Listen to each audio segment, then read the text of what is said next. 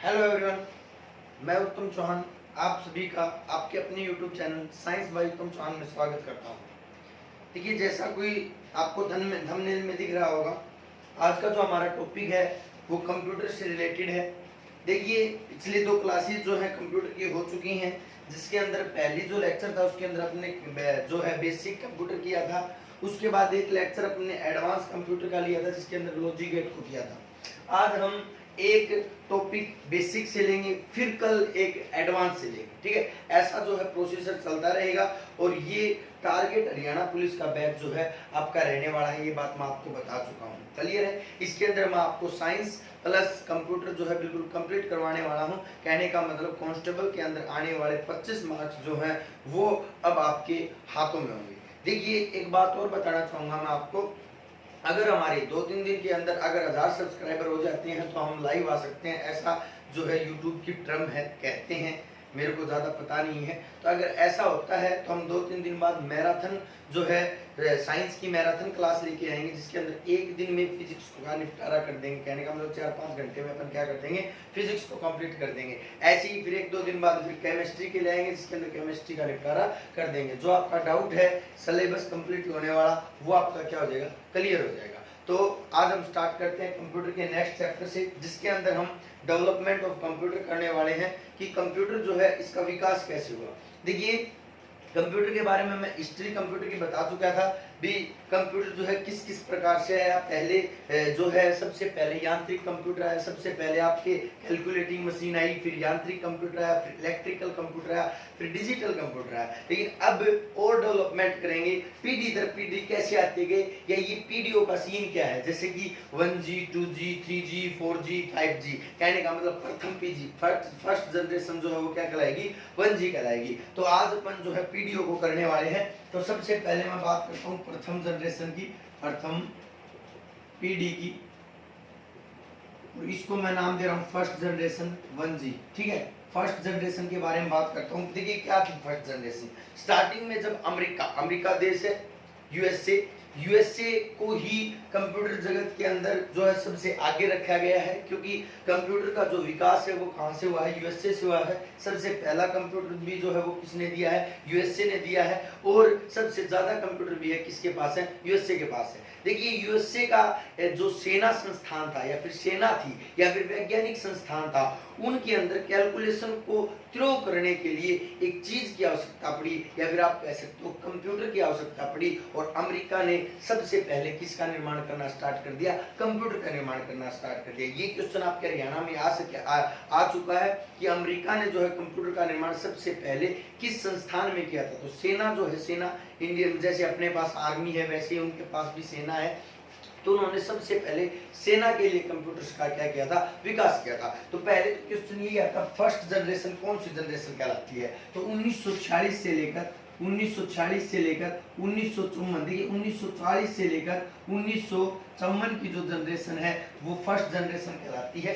ये देखिए, data very कर सकता है, किसी बुक में आपको कुछ मिलेगा, किसी में कुछ मिलेगा, लेकिन ये आपको मैं बिल्कुल एनसीईआरटी का डेटा देने वाला हूँ, क्लियर है। अब इस टाइम पे देखिए 1940 से 1954 तक का जो समय था ये डेवलपमेंट का था। कहने का मतलब जो जितने भी आपके पहला यांत्रिक कंप्यूटर मार्क 1 आया, फिर आपका इलेक्ट्रिक कंप्यूटर ENIAC आया, फिर आपका डिजिटल कंप्यूटर ADASAC आया। ये जितने भी कंप्यूटर थे वो सब किस जनरेशन में आए थे, फर्स्ट जनरेशन के अंदर आए थे। ये बात आपको पता रहनी चाहिए, ठीक है। आपको बस डेट को याद रखना है, क्योंकि हरियाणा डेट से क्वेश्चन बहुत ज्यादा पूछती है। अब देखिए, फर्स्ट जनरेशन का जो कंप्यूटर था 1940 का जो समय था, तो उसके अंदर किस किस चीज का प्रयोग किया गया। तो सबसे पहले क्वेश्चन आता है कि स्विचिंग डिवाइस के रूप में, स्विचिंग डिवाइस का मतलब होता है कंप्यूटर को स्टार्ट करने में जिस डिवाइस का प्रयोग किया जाता है उसको कहते हैं स्विचिंग डिवाइस। तो स्विचिंग डिवाइस के रूप में फर्स्ट जनरेशन में किस चीज का प्रयोग किया गया, तो एक होती थी वैक्यूम ट्यूब्स जो थी उनका प्रयोग फर्स्ट जनरेशन में किया गया। ये होती क्या थी, देखिए मैं बताता हूँ। ये बड़ी बड़ी ट्यूब होती थी जो हीट होने पर मतलब गर्म होने के बाद अपना क्या करती थी, कंप्यूटर को स्टार्ट करती थी। अब इस टाइम पे वैक्यूम ट्यूब ज्यादा गर्म हो जाती थी और बहुत ज्यादा हीट प्रोड्यूस होती थी, और उस हीट को कंट्रोल करने के लिए बहुत महंगे महंगे एयर कंडीशनर की जरूरत पड़ती थी। इसीलिए ये वैक्यूम ट्यूब क्या हो पाई, विफल हो गई, क्योंकि इतनी ज्यादा हीट डेवलप करने लगी थी, कली को किसी न किसी जगह पर संस्थान में आग लगने का खतरा बना रहता था। ठीक है, तो वैक्यूम ट्यूब सबसे पहले यूज की स्विचिंग डिवाइस के रूप में। उसके बाद क्वेश्चन आता है कि जो फर्स्ट जनरेशन जो थी उसके अंदर कौन कौन से कंप्यूटर आते हैं, ये और देख लेना। कंप्यूटर कौन कौन से आते हैं आपको पता होना चाहिए। देखिए मार्क वन, एनियक, एडासेक, ये जो कंप्यूटर जो थे आपके फर्स्ट जनरेशन के अंदर आते हैं। कौन कौन से कहा है मैंने, मार्क वन, एनियक, एडसेक, ये जो है आपके किस में थे, फर्स्ट जनरेशन में। उसके बाद क्वेश्चन आता है फर्स्ट जनरेशन में किस भाषा का प्रयोग किया गया, भाषा, लैंग्वेज यूज। कंप्यूटर कौन सी भाषा समझता था, 1940 से 1954 के समय में कंप्यूटर एक ही भाषा समझता था जिसका नाम था मशीनी लैंग्वेज। कौन सी भाषा, मशीनी भाषा। और आप सभी को ही पता है मशीनी भाषा 0 और 1 बाइनरी नंबर के ऊपर जो निर्धारित थी उसको क्या कहते थे, मशीनी भाषा। कई बार ये भी क्वेश्चन आ सकता है सबसे पहले कौन सी भाषा आई, तो कौन सी भाषा आई, मशीनी भाषा आई। कब आई, 1940 से 1954 के बीच में। क्लियर है, तो ये था आपका फर्स्ट जनरेशन। उसके बाद मैं बात करता हूँ सेकंड जनरेशन, बस थोड़ा थोड़ा देखेंगे, इसको ज्यादा नहीं देखना है। उसके बाद है सेकंड जनरेशन, सेकंड जी मैंने ऐसे लिख दिया है सेकंड जनरेशन।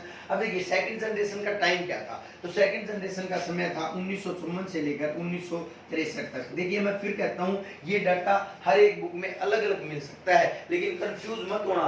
ये आपको बिल्कुल मैं एनसीईआरटी का डेटा दे रहा हूँ, आपको बिल्कुल भी घबराने की जरूरत नहीं है। बिल्कुल बिल्कुल मतलब एचएसएससी के रिगार्डिंग डेटा दे रहा हूँ, बिल्कुल आपके हरियाणा में वैसा का वैसा रखा हुआ मिलेगा। अब देखिए क्वेश्चन आता है कि जो सेकंड जनरेशन थी उसमें स्विचिंग डिवाइस के रूप में मतलब कंप्यूटर को स्टार्ट करने के रूप में किसका प्रयोग किया गया, तो स्विचिंग डिवाइस के रूप में मैं एसडी लिख रहा हूं। स्विचिंग डिवाइस को एसडी के रूप में यहाँ पर वैक्यूम ट्यूब यूज किए जा रहे थे। तो उस टाइम पे किसका निर्माण हो गया था, ट्रांजिस्टर्स का निर्माण हो गया था। किनका, ट्रांजिस्टर, जिनका प्रयोग आज के समय में किसके रूप में प्रयोग किया जाता है, मेमोरी। देखिए सबसे पहली मेमोरी आपकी कौन होती है, ट्रांजिस्टर होती है। आज अपन आगे पढ़ेंगे, लेकिन स्टार्टिंग में ट्रांजिस्टर जो थे वो अलग थे, जिनका प्रयोग कंप्यूटर को स्टार्ट करने के लिए यूज किया जाता था। ठीक है, अगर आपसे कोई क्वेश्चन पूछे ना मेमोरी के रूप में किसका प्रयोग किया जाता था, तो फर्स्ट, सेकंड और थर्ड इन सभी जनरेशन में magnetic drum, magnetic tube, magnetic जितने भी टैप उनका प्रयोग किया जाता था। इनके अंदर फर्स्ट, सेकंड और थर्ड जनरेशन के अंदर मेमोरी के रूप में। इतनी ज्यादा मेमोरी कंप्यूटर स्टोर नहीं कर पाते थे, इसलिए वो बहुत ही क्या होते थे, स्लो होते थे, बहुत बड़े बड़े होते थे। ठीक है, ये जनरेशन की थी। यहाँ से क्वेश्चन नहीं आता, जो क्वेश्चन आता मैं वही बताता हूँ। फर्स्ट जनरेशन से यही क्वेश्चन आ सकते हैं, कौन कौन से कंप्यूटर थे, स्विचिंग डिवाइस कौन थी, भाषा कौन सी थी। सेकंड जनरेशन में कब स्टार्ट हुई, स्विचिंग डिवाइस ट्रांजिस्टर थी और भाषा कौन सी यूज की गई। देखिए दूसरी जनरेशन में एक भाषा का डेवलपमेंट हो सका था जिसको बोलते थे असेंबली भाषा। असेंबली भाषा कौन सी भाषा, असेंबली भाषा। असेंबली भाषा क्या होती है, देखिए मैं बताता हूँ। जैसे कि अपन लिखते हैं सब्सट्रैक्शन को एसयूबी, एडिशन को एडीडी, मतलब ये जो थी ये कौन सी भाषा थी, असेंबलरी भाषा थी, ए लैंग्वेज थी। कौन सी लैंग्वेज थी, ए लैंग्वेज थी। और ये दोनों असेंबली और मशीनी, ये दोनों आगे जब अपन लैंग्वेज करेंगे उसके अंदर जानेंगे, ये दोनों जो है किस प्रकार की भाषा है, लो लेवल लैंग्वेज है, जो स्टार्टिंग में आई थी। क्लियर है भाई, तो ये दो जनरेशन हो गई है, फर्स्ट सेकंड 1954 से 1963 के बीच में। क्लियर भाई, नेक्स्ट पर चलते हैं थर्ड जनरेशन के ऊपर। थर्ड जनरेशन, ठीक है देखिए third generation 3G, third generation 3G लिख रहा हूं मैं यहाँ पर, 3G थर्ड जनरेशन। तीसरी जनरेशन कब से कब तक चली, पहला क्वेश्चन तो यही आता है 1964 से लेकर 1971 तक कौन सी जनरेशन चली भाई, थर्ड जनरेशन चली।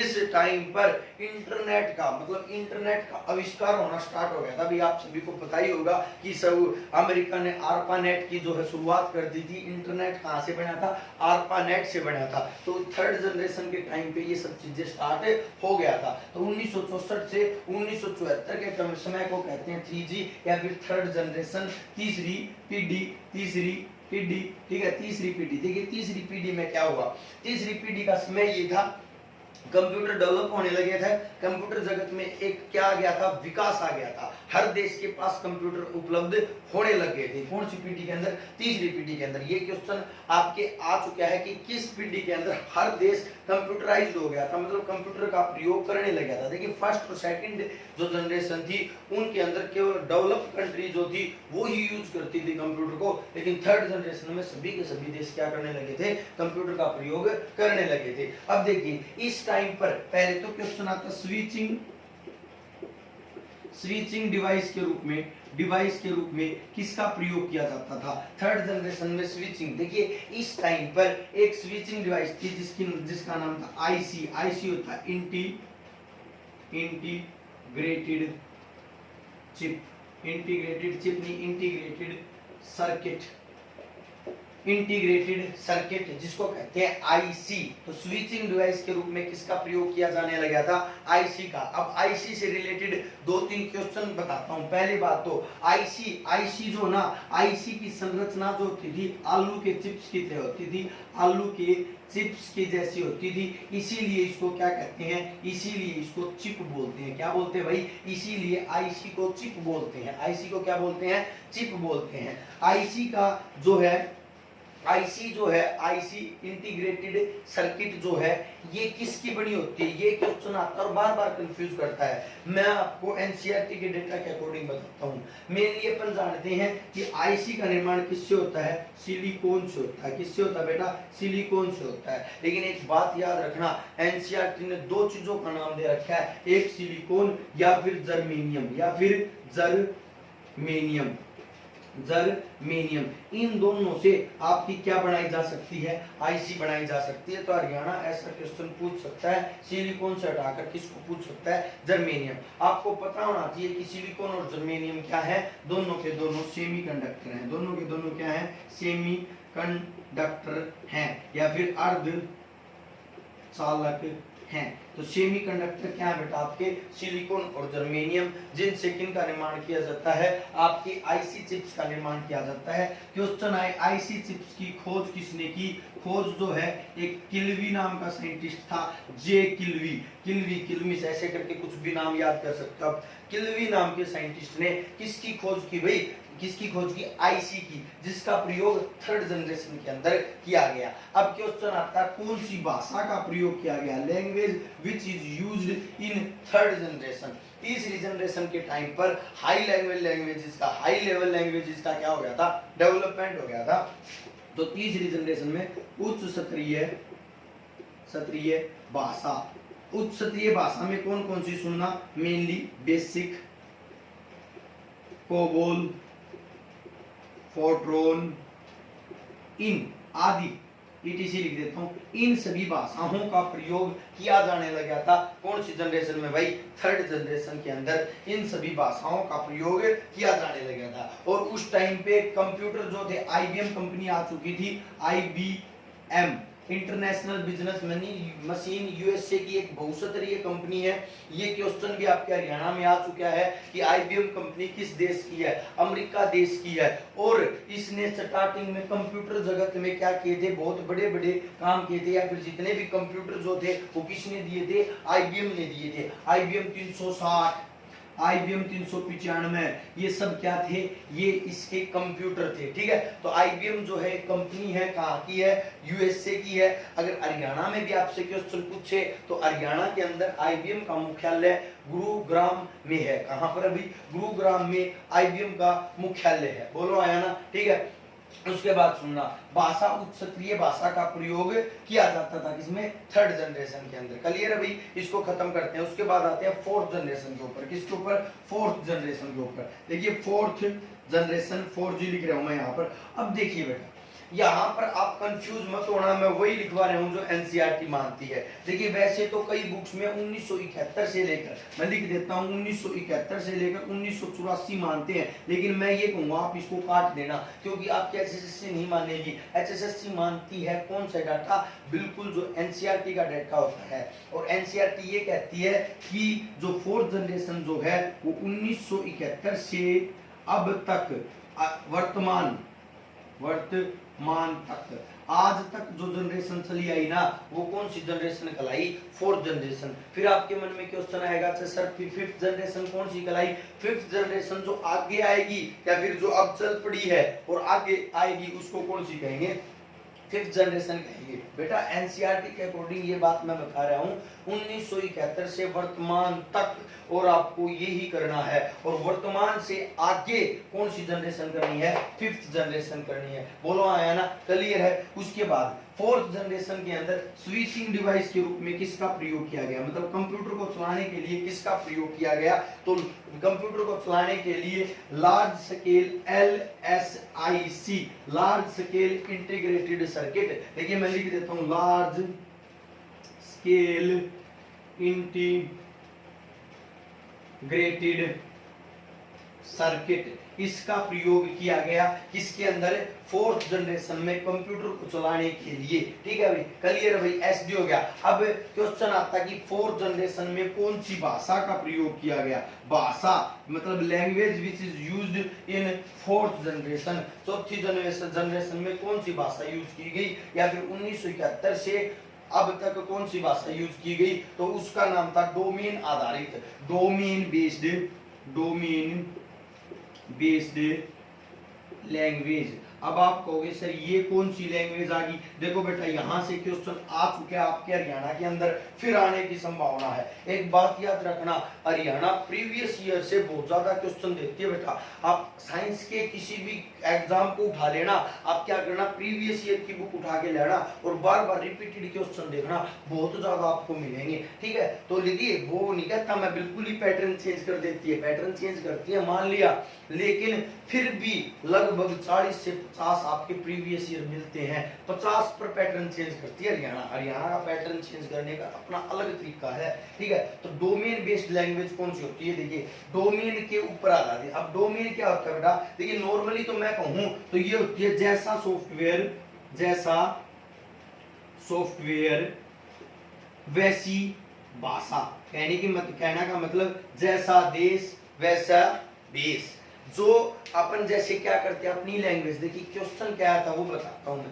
क्वेश्चन ये आया था कि कौन सी भाषा आम बोलचाल से मिलती जुलती भाषा है कंप्यूटर की? कौन सी भाषा? तो डोमेन बेस्ड लैंग्वेज जो होती है ना, जैसा सॉफ्टवेयर वैसी भाषा। अपन भी कैसी भाषा बोलते हैं? जैसा अपना देश, जैसी जिस जगह पे जैसी बोली जाती है वैसी अपन बोलते हैं, सेम ऐसी होती है डोमेन बेस्ड लैंग्वेज। जैसा सॉफ्टवेयर वैसी भाषा, जैसे कि आपकी प्रोलोग, जैसे कि आपकी जावास्क्रिप्ट, ये सभी कैसी हैं? डोमेन बेस्ड लैंग्वेज है। नेक्स्ट के ऊपर चलता हूं, फिफ्थ जनरेशन। कौन सी जनरेशन? फिफ्थ। देखिए फोर्थ, थर्ड और फोर्थ जनरेशन मैंने बता दिया है। 1964 से 1971 याद रखना है, ये याद नहीं करना है। 1971 से वर्तमान याद रखना है। इसके अंदर आईसी चिप का प्रयोग किया गया, इसके अंदर LSIC चिप का प्रयोग। देखिए थोड़ा थोड़ा फर्क है बेटा। क्वेश्चन ऐसे ही आएगा कि फोर्थ जनरेशन में किस स्विचिंग डिवाइस के रूप में किसका प्रयोग किया गया? थर्ड जनरेशन में स्विचिंग डिवाइस के रूप में किसका प्रयोग किया गया? बोलो है ना? क्लियर है? चलो भाई आगे मैं बात करता हूँ फिफ्थ जनरेशन की। कौन सी जनरेशन की? पांचवी जनरेशन की। थोड़ा गले में थोड़ी प्रॉब्लम है भाई, मौसम चेंज हो रहा है और ऑफलाइन क्लासेस बहुत ज़्यादा हो जाती हैं, जिसकी वजह से थोड़ा भाई हो जाता है, लेकिन कोई प्रॉब्लम नहीं है, क्लासेस आपकी लगती रहेंगी। अब देखिए फिफ्थ जनरेशन बेटा वर्तमान अब चली हुई है या वर्तमान के बाद की जनरेशन जो आपकी क्या कहलाएगी? फिफ्थ जनरेशन कहलाएगी। आज की जनरेशन या फिर आज के बाद की जनरेशन क्या कहलाएगी? आपकी फिफ्थ जनरेशन कहलाएगी। देखिए फोर्थ जनरेशन में एक दो पॉइंट छोड़ दिए मैंने। फोर्थ जनरेशन कंप्यूटर जगत में विकास, सबसे ज्यादा विकास कंप्यूटर जगत में कब हुआ? फोर्थ जनरेशन में। 1971 के बाद ही तो सभी प्रकार के कंप्यूटर आए, चाहे वो डिजिटल कंप्यूटर है, चाहे वो आपका सुपर कंप्यूटर है, चाहे इंटरनेट है, चाहे WWW है, चाहे माइक्रो प्रोसेसर है, मतलब सभी की सभी चीजें, जितनी भी कंप्यूटर जगत में जितनी भी चीजें आई वो सारी की सारी 4th जनरेशन में आई थी, ठीक है। तो 4G जो है ना सबसे इंपॉर्टेंट है, ये बात याद रखना, बस डेट को याद रखना। आगे तो अपन बार बार करेंगे, अपन जैसे माइक्रो प्रोसेसर पढ़ेंगे तो उसकी डेट याद करेंगे कि 1970 में माइक्रो प्रोसेसर आया था, फिर अपन पढ़ेंगे कि सुपर कंप्यूटर 1976 में आया था। बस डेट याद रखना कि 4th जनरेशन कब से कब तक थी, 1971 से आज तक, ठीक है। क्लियर है भाई। चलिए 5th जनरेशन, वर्तमान या वर्तमान के बाद। सबसे पहले तो बात करता हूं स्विचिंग डिवाइस के रूप में किसका प्रयोग किया गया। स्विचिंग डिवाइस के रूप में किसका प्रयोग किया गया, तो स्विचिंग डिवाइस के रूप में या कंप्यूटर को चलाने के लिए देखिए 4th जनरेशन में किसका प्रयोग किया गया था, LSIC। और इससे पहले वाले मेथड में IC का, लेकिन इसमें आएगा very large scale IC, integrated circuit. तो VLSIC का प्रयोग किया गया किसके अंदर भाई, 5th जनरेशन। आज के जितने भी कंप्यूटर हैं उनके अंदर VLSIC, ये बात याद रखना, फुल फॉर्म भी याद रखना, very large scale integrated circuit. आज के कंप्यूटर में स्विचिंग डिवाइस का मतलब स्टार्ट करने के लिए कौन सी का किसका प्रयोग किया जाता है, इसका प्रयोग किया जाता है। उसके बाद आज के समय में भाषा का, भाषा मतलब लैंग्वेज, कंप्यूटर में कौन सी लैंग्वेज का प्रयोग किया जाता है, डोमेन आधारित आज से पहले थी 2015 से 2014 2013 इनमें, लेकिन आज या आज के बाद जो लैंग्वेज है वो है आर्टिफिशियल इंटेलिजेंस, AI, आर्टिफिशियल कृत्रिम बुद्धिमत्ता। कृत्रिम बुद्धिमत्ता वाली जो इंटेलिजेंस है वो कौन सी है, आज के बाद आएगी। इसकी खोज जो है मैकार्जी ने की थी, ठीक है, आर्टिफिशियल इंटेलिजेंस की, ठीक है। वैसे भी लैंग्वेजेस करेंगे जब इनके अंदर अपन अच्छे से इसको कर लेंगे, ठीक है। आर्टिफिशियल इंटेलिजेंस, जैसे आगे अब रोबोट बनेंगे, उनकी अपने आप की खुद की मेमोरी होगी या फिर खुद सोच सकेंगे, वो कहते हैं आर्टिफिशियल इंटेलिजेंस। बोलो है ना। तो ये थी आपकी कितनी जनरेशन है, 5 जनरेशन कंप्लीट है भाई। अब चलते हैं अपन नेक्स्ट टॉपिक के ऊपर। नेक्स्ट टॉपिक क्या है, नेक्स्ट है आपका टाइप्स ऑफ कंप्यूटर के ऊपर। किसके ऊपर चलते हैं, टाइप्स ऑफ कंप्यूटर के ऊपर, ठीक है। देखना भाई आज इसको ना चैप्टर को कंप्लीट करके ही चलेंगे, ठीक है। टाइप्स ऑफ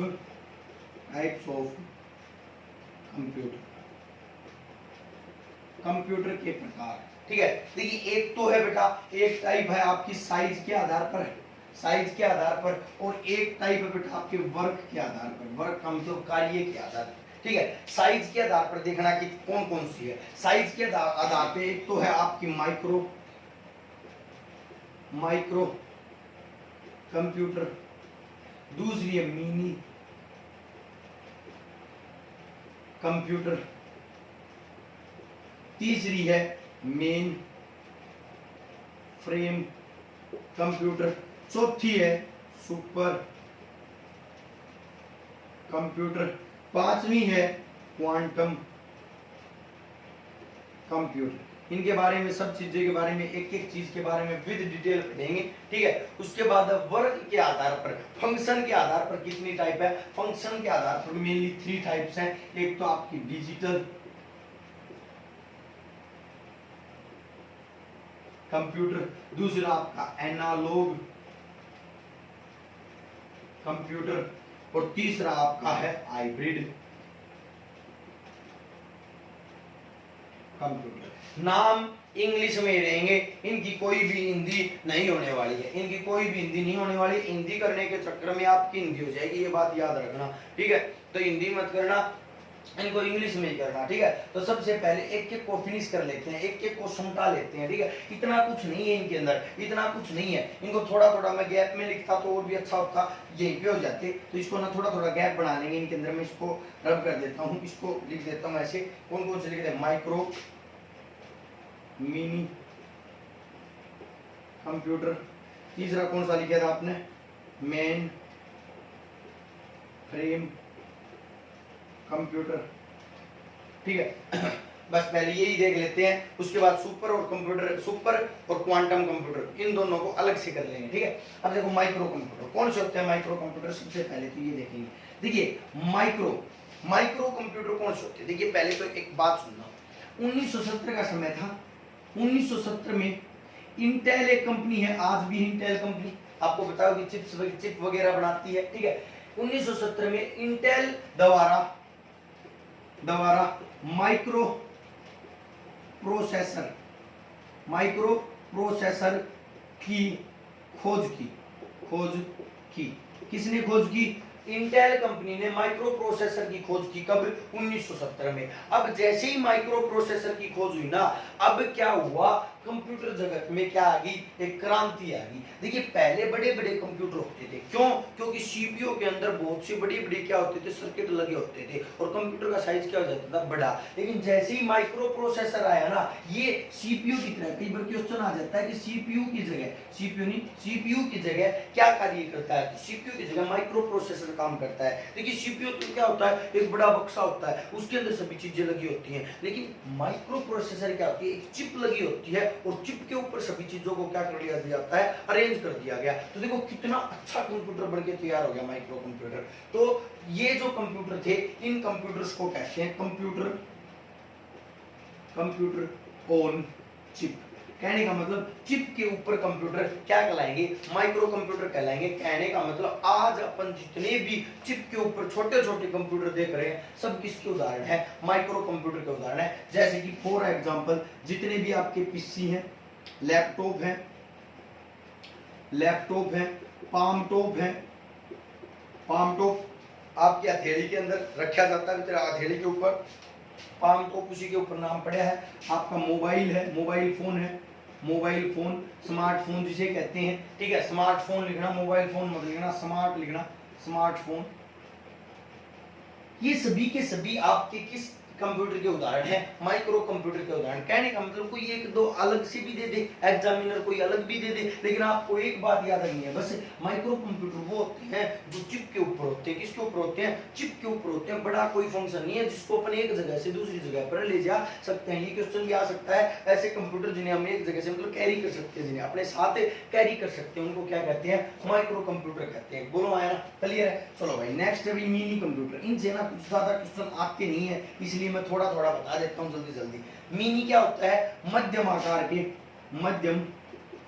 आकार के कंप्यूटर जो होते हैं वो क्या कहलाते हैं? मिनी कंप्यूटर कहलाते हैं। इनका प्रयोग पहले किया जाता था, अब भी किया जाता है। जो मतलब आपके बैंक में जो कंप्यूटर लगे होते हैं मध्यम आकार के, उनको क्या कहते हैं? मिनी कंप्यूटर कहलाते हैं। मेन फ्रेम बड़े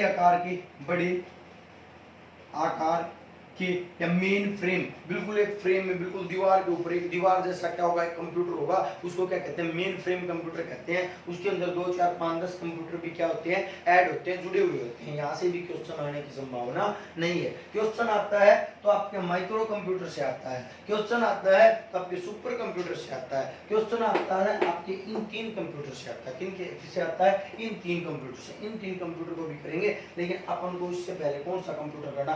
सुपर कंप्यूटर का निपटारा करना है। कौन से कंप्यूटर का निपटारा करना है? सुपर कंप्यूटर का। सुपर डुपर, सुपर कोई नहीं, ठीक है। तो सुपर कंप्यूटर देखते हैं, सुपर कंप्यूटर क्या था। देखिए सुपर कंप्यूटर क्या है। सुपर कंप्यूटर ये बहुत ही तीव्र गति से चलने वाला कंप्यूटर क्या कहलाता है? सुपर कंप्यूटर कहलाता है। आकार भी बड़ा है, बहुत बड़े अनुसंधान जितने भी केंद्र हैं, जितने भी वैज्ञानिक सेंटर हैं, जितने भी बड़ी एयरलाइंस के जितने भी बड़े मतलब ऑफिस हैं, उन सभी में किसका प्रयोग किया जाता है? सुपर कंप्यूटर का प्रयोग किया जाता है। सुपर कंप्यूटर कहने का मतलब ये बहुत आकार भी इनका बड़ा है, इनकी मतलब जो कैलकुलेटिंग पावर, गणना क्षमता भी क्या है? बहुत फास्ट है। इनकी गणना भी क्या है? गणना फास्ट है। और क्या है? आकार भी थोड़ा बड़ा है, और सबसे तेज कंप्यूटर है, सबसे फास्ट कंप्यूटर है। बहुत सी मतलब सेकंड में करोड़ों गणनाएं कर देते हैं, एक सेकंड में क्या कर देते हैं? करोड़ों गणनाएं कर देते हैं। और थोड़ी एक बात बताता हूं, देखिए नॉर्मल कंप्यूटर जो होते हैं उनकी स्पीड जो होती है वो MIPS पर मापी जाती है। ये बात नहीं बताई, यहाँ पर लिख लेना, MIPS मिलियन इंस्ट्रक्शन पर सेकंड। क्या होता है? मिलियन इंस्ट्रक्शन पर सेकंड। तो ये जो होता है आपका MIPS, मिलियन इंस्ट्रक्शंस पर सेकंड, इसमें क्या मापी जाती थी, हर एक कंप्यूटर की गति मापी जाती है, ठीक है। लेकिन सुपर कंप्यूटर 2017 से पहले, 2017 से पहले सुपर कंप्यूटर जो था, सुपर कंप्यूटर की गति MIPS में मापी जाती थी। लेकिन क्वेश्चन आएगा अब से, लेकिन अब 2017 के बाद जो है सुपर कंप्यूटर की जो स्पीड जो है वो बहुत ज्यादा हो गई है। जैसे कि जो जापान ने सबसे तेज सुपर कंप्यूटर फुगाकू का निर्माण कर दिया, अभी भी करंट में पढ़ा होगा आपने, ठीक है। तो इनकी स्पीड इतनी तेज हो गई है, तो इनको अब किस में मापेंगे, गति को किस में मापेंगे, फ्लोप्स में मापेंगे। किस में मापेंगे, फ्लोप्स के अंदर मापा जाता है। फ्लोप्स की फुल फॉर्म लिख लेना, फ्लोटिंग पॉइंट ऑपरेशन पर सेकंड। फ्लोटिंग पॉइंट ऑपरेशन पर सेकंड, ये क्या होती है, आपके फ्लोप्स की क्या होती है, फुल फॉर्म होती है। तो ये सुपर कंप्यूटर के बारे में मैंने बातें बताई, अभी काम नहीं हुआ सुपर कंप्यूटर का, अभी तो अपन जानेंगे कौन सा सुपर कंप्यूटर कब आया, किसने दिया, क्या किया, ठीक है। तो सुपर कंप्यूटर वो होते हैं जिनकी गणना फास्ट होती है, आकार भी फास्ट होता है, सब चीज तेज होती है, मेमोरी भी ज्यादा होती है, सब कुछ, मतलब सबसे तगड़े जो कंप्यूटर हैं वो कौन से हैं, आप मान सकते हो सुपर कंप्यूटर है, ठीक है। और इनको 2017 से पहले इनकी गति MIPS में मापी जाती थी, नॉर्मल जितने भी कंप्यूटर उनकी भी MIPS में मापी जाती है, लेकिन आज किस में मापी जाती है, फ्लोप्स में मापी जाती है। अब आ जाते हैं सुपर कंप्यूटर का थोड़ी और डिटेल को जानते हैं। देखिए सुपर कंप्यूटर जो है, इसका आविष्कार देखते हैं, इसकी हिस्ट्री देखिए। सबसे पहले सुपर कंप्यूटर, भाई सबसे पहले तो कभी भी कुछ भी आ जाए ना, कंप्यूटर, सुपर कंप्यूटर, सबसे ज्यादा कुछ भी आ जाए, सबसे पहले कौन से देश ने बनाए, USA ने बनाया। किसने बनाया, USA ने। अब सुनना, USA की एक कंपनी है जिसका नाम है करे रिसर्च नाम की एक कंपनी है, उसने सबसे पहले कंप्यूटर बनाया सुपर, जिसका नाम है करे 1। क्या नाम के, क्या, करे 1। समय था 1976 का। कब का समय था, 1976 का। तो क्वेश्चन ये आता है, पहला क्वेश्चन, सबसे पहला सुपर कंप्यूटर किस देश ने बनाया, USA ने। किस कंपनी ने बनाया, करे रिसर्च ने। कौन सा बनाया, नाम क्या रखा, करे 1। कब बनाया, 1976 में। बोलो आया ना, क्लियर है। उसके बाद सुनना, ये सबसे तेज कंप्यूटर नहीं है। सबसे तेज कौन सा आया, एक USA की एक कंपनी है जिसका नाम है IBM, इंटरनेशनल बिजनेस मशीन। उसने एक कंप्यूटर बनाया जिसका नाम था ब्लू जीन। क्या नाम था, ब्लू जीन। ये जो कंप्यूटर था ना, ब्लू जीन, ये सबसे तेज कंप्यूटर था, अब नहीं है। देखिए वैसे तो NCERT सब डेटा इसकी को मानते हैं, ब्लू जीन को ही। क्यों, क्योंकि फुगाकू जापान ने तो सिद्ध कर दिया वो सबसे तेज है, लेकिन अभी अमेरिका ने नहीं माना, और नहीं किसी बुक में, करंट की बुक को छोड़कर नहीं किसी बुक में इसको फास्ट माना। अब तक सबसे तेज कंप्यूटर कौन रहा है, सबसे तेज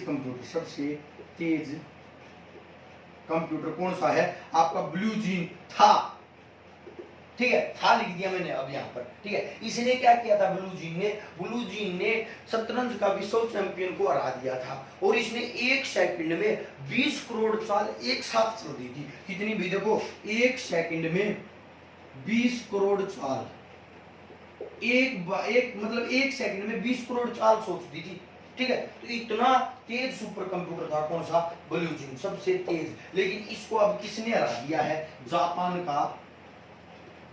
का फुगाकू।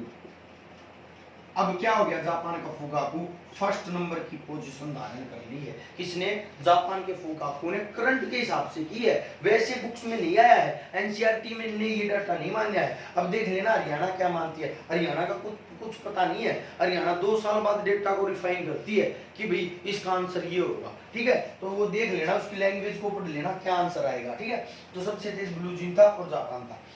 अब आ जाता हूं मैं अपने देश के ऊपर, ठीक है। क्वेश्चन अपने देश से आते हैं। तो अपने देश ने सबसे पहले, क्वेश्चन आता है सबसे पहले भारत ने सबसे पहले कंप्यूटर कब बनाया। तो भारत की बात करता हूं, भारत, इंडिया, भारत। समय था 1991 का। कंपनी थी सीडेक, कंपनी का नाम है बेटा सीडेक। किसका नाम है, कंपनी का नाम है कंपनी सीडेक। 1991 में भारत की कंपनी सीडेक ने एक कंप्यूटर का निर्माण किया जिसका नाम था परम सुपर कंप्यूटर। परम सुपर कंप्यूटर। और ये क्या था? फर्स्ट सुपर कंप्यूटर था। कौन सा सुपर कंप्यूटर था? पहला, भारत का पहला सुपर कंप्यूटर कौन सा था? परम सुपर कंप्यूटर पहला था। जिस प्रकार विश्व का सबसे पहला कंप्यूटर करेवन था, लेकिन फास्ट कौन था? सबसे फास्ट ब्लू जीन। सेम ऐसी भारत का पहला तो सीडेक द्वारा बनाया गया कौन सा था? परम। ठीक है, परम। लेकिन सबसे तेज कौन था? सबसे भारत का सबसे तेज सुपर कंप्यूटर का नाम लिखेंगे एक्का। कौन सा? एक्का। एक्का अशोक मतलब टाटा समूह द्वारा, किस समूह द्वारा? टाटा समूह द्वारा जो है इसका निर्माण किया गया था। सीआरएल कंपनी है टाटा समूह की, टाटा सम ग्रुप की सीआरएल कंपनी द्वारा किसका निर्माण किया गया? एक्का का निर्माण किया गया। और एक्का क्या है? सबसे सुपर कंप्यूटर है, सबसे फास्ट कंप्यूटर भारत का। ठीक है, और विश्व में क्वेश्चन पूछ लेना एक्का का नंबर कौन सा आता है विश्व में? तो 4th स्थान पर है एक्का। कौन से स्थान पर है? 4th स्थान पे। देखिए पहला फुगाकू गया, फिर ब्लू जीन गया, ऐसे करके कौन से स्थान पर है?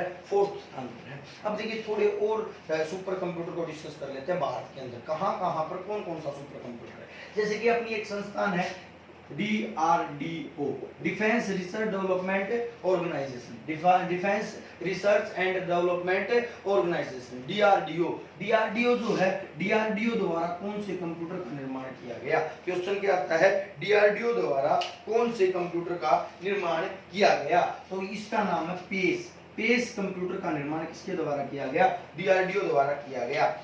उसके बाद क्वेश्चन आता है बार्क बाबा एटॉमिक रिसर्च सेंटर, बार्क बाबा एटॉमिक रिसर्च सेंटर, इसने किसका निर्माण किया? तो इसने कौन से सुपर कंप्यूटर का निर्माण किया?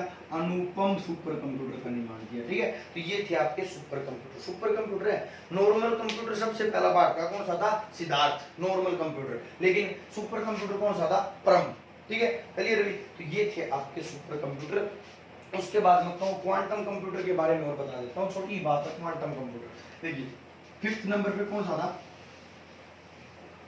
क्वांटम कंप्यूटर जो है आने वाले समय में, देखिए ऐसा माना जा रहा है कि आने वाला समय अपना इतना मतलब डेवलप हो जाएगी साइंस कि आर्टिफिशियल इंटेलिजेंस की तरह, मतलब अपन जिस जैसे सोचते हैं वैसे ही क्या करेंगे, कंप्यूटर भी सोचने लगेंगे। और इसके तहत रोबोट्स का निर्माण किया जाएगा जो अपने सारे कार्य अपने आप कर लेगा। तो वो कंप्यूटर कौन से कहलाएंगे? क्वांटम कंप्यूटर कहलाएंगे। तो ये भविष्य के कंप्यूटर, भविष्य के कंप्यूटर हैं जो सबसे तेज होंगे, रोबोट होंगे। ठीक है, रोबोट जो होंगे वो क्वांटम कंप्यूटर होंगे। क्वांटम कंप्यूटर से इतना क्वेश्चन नहीं पूछा जाएगा। क्लियर अभी?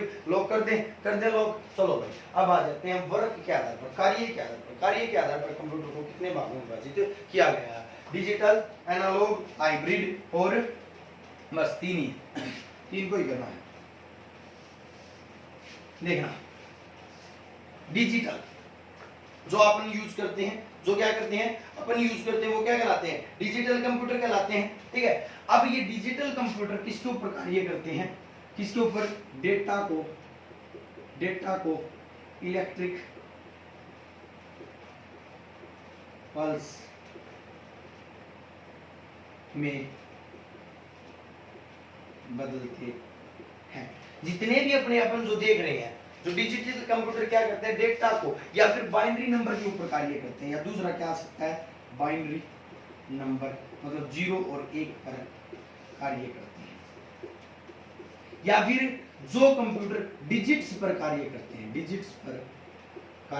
हैं, कुछ भी नाम देना, वो सभी के सभी कैसे कंप्यूटर कहलाते हैं? डिजिटल कंप्यूटर कहलाते हैं। जैसे कि डिजिटल वॉच, ये जो है डिजिटल वॉच है, ये जो है इसके अंदर क्या है? डिजिटल कंप्यूटर की तरह कार्य कर रही है। इसके अंदर सभी डिजिट इलेक्ट्रिक प्लस की तरह कार्य करती हैं। तो ये बाइनरी नंबर के ऊपर कार्य करता है और डिजिट्स के ऊपर कार्य करता है, वो क्या कहते हैं? डिजिटल कंप्यूटर कहलाते हैं। आपके जितने भी हैं, जितने भी मोबाइल फोन हैं, जितने भी कंप्यूटर हैं नॉर्मली अपन जो यूज करते हैं, ये सभी के सभी कैसे कंप्यूटर हैं? डिजिटल कंप्यूटर हैं। तो उसके बाद आता हूँ एनालॉग कंप्यूटर। कौन से computer? Analogue computer. Analogue computer कौन से होते हैं? वे कंप्यूटर जो एनालॉग के ऊपर कार्य करते हैं। एनालॉग का मतलब वेव्स के ऊपर कार्य करते हैं। वेव मतलब तरंगों के ऊपर कार्य करते हैं, जो नाम से स्पष्ट है एनालॉग पर कार्य करते हैं। जैसे बताता हूं मैं, जैसे अपन बैरोमीटर, थर्मामीटर बैरोमीटर में जो रीडिंग होती है वो किस प्रकार की होता है? एनालॉग। वो वेव की तरह वेव दिखाते हैं उसके अंदर। तो एनालॉग सिग्नल के अंदर क्या दिखाया जाता है बेटा? रीडिंग दिखाई जाती है। तो वो क्या कहलाते हैं? एनालॉग कंप्यूटर कहलाते हैं। क्वेश्चन ये आएगा, बैरोमीटर थर्मामीटर जो होते हैं किस प्रकार के कंप्यूटर? एनालॉग। और अपने जितने भी अपन यूज करते हैं मोबाइल फोन, लैपटॉप सब कैसे हैं? डिजिटल। अब आ जाते हैं हाइब्रिड कंप्यूटर। सबसे इंपॉर्टेंट है भाई हाइब्रिड कंप्यूटर। हाइब्रिड कंप्यूटर वो होते हैं जो डिजिटल प्लस एनालॉग दोनों प्रकार के। डिजिटल प्लस एनालॉग कहने का मतलब जिसमें क्या होती है? इलेक्ट्रिकल पल्स भी होती है, डिजिट्स भी होती हैं, प्लस उसमें एनालॉग भी होती हैं। दोनों चीजें कार्य करती हैं। जैसे कि अपन गए होंगे उसके अंदर क्या नाम है, आपने देखा होगा इलेक्ट्रोकार्डियोग्राफ, ECG देखा है? ECG कंप्यूटर होता है, ECG, ये जितनी भी होती है ना मेडिकल में, जितने भी इंस्ट्रूमेंट यूज किए जाते हैं वो दोनों प्रकार से कार्य करते हैं। कहने का मतलब वो डिजिटल भी दिखाते हैं, डिजिट्स भी दिखाते हैं, डिजिट्स पर भी कार्य करते हैं और एनालॉग पर भी कार्य करते हैं। वो सिग्नल्स भी दिखाते हैं प्लस में रीडिंग भी दिखाते हैं, दोनों चीज दिखाते हैं। इसलिए इनको क्या कहते हैं? हाइब्रिड कंप्यूटर कहलाते हैं। तो कई बार क्वेश्चन आता है मेडिकल सेक्टर में और योग आने वाले ECG कंप्यूटर है, ये जो है आपके किस प्रकार के कंप्यूटर होते हैं? तो वो सब किस प्रकार के कंप्यूटर होते हैं? Hybrid computer. तो ये थे आज आपके कंप्यूटर का development and types of computer से। क्लियर हुई? अब देखिए मैं बता देता हूं ये सारा का सारा कंप्लीट हो चुका है। अब अगला जो अपना जो बेसिक का होगा वो इनपुट आउटपुट और आपका CPU प्रोसेसिंग यूनिट, इससे टॉपिक होगा। वो थोड़ा और बड़ा पड़ जाएगा लेकिन अपन डिटेल में पढ़ेंगे। ये मैंने थोड़ा थोड़ा करवा दिया है, इसके अंदर डिटेल में जाने की कोई जरूरत नहीं थी। बिल्कुल बेसिक आएगा तो यही से क्वेश्चन आएगा, ज्यादा नहीं पूछा जाएगा। ठीक है? और सभी चीजों में थोड़ा थोड़ा डिटेल में चलते चलेंगे अपन। ठीक है? टाइम अभी बचा हुआ है, 25 तारीख तक आपको जुड़े रहना है। मैं फिर कहता हूँ अगर हमारे पास लाइव आने का मौका मिला, अगर हमारे पास इतने सब्सक्राइबर हो गए कि हम लाइव आ पाए तो हम मैराथन क्लास लिया करेंगे। मैराथन का मतलब कभी तो एक दिन में फिजिक्स कंप्लीट करवा दी, कभी एक दिन में बायोलॉजी कंप्लीट, कभी केमिस्ट्री कंप्लीट, कभी एक दिन में क्या करेंगे 5-6 घंटे में पूरा कंप्यूटर का रिवीजन दौड़ा देंगे। वैसे कंप्यूटर को तो एक एक टॉपिक वाइज करेंगे, लेकिन फिर ये भी होने के बाद है ना एक दिन अपन मैराथन भी दौड़ा देंगे। लेकिन वो जब कर पाएंगे जब मैं लाइव आ पाऊंगा, आप लोगों से इंटरेक्ट हो पाऊंगा, आप लोगों की बातें मतलब सुन पाऊंगा। ये रिकॉर्डेड क्लासेज होती है, मैं आपको डायरेक्ट रिकॉर्ड करता हूँ। इतना अच्छा प्लेटफॉर्म तो नहीं है, इतनी अच्छी टेक्नोलॉजी भी नहीं है। सिंपल सा फोन है, फोन से रिकॉर्ड कर लेता हूँ और आपके पास अपलोड कर देता हूँ। लेकिन ऐसा हो कि अपन लाइव आ सकते, ऐसा करने के लिए आप थोड़ा शेयर करो वीडियो को और लोगों के पास पहुंचाओ। ठीक है? और मिलते हैं हम अगले लेक्चर के साथ। धन्यवाद।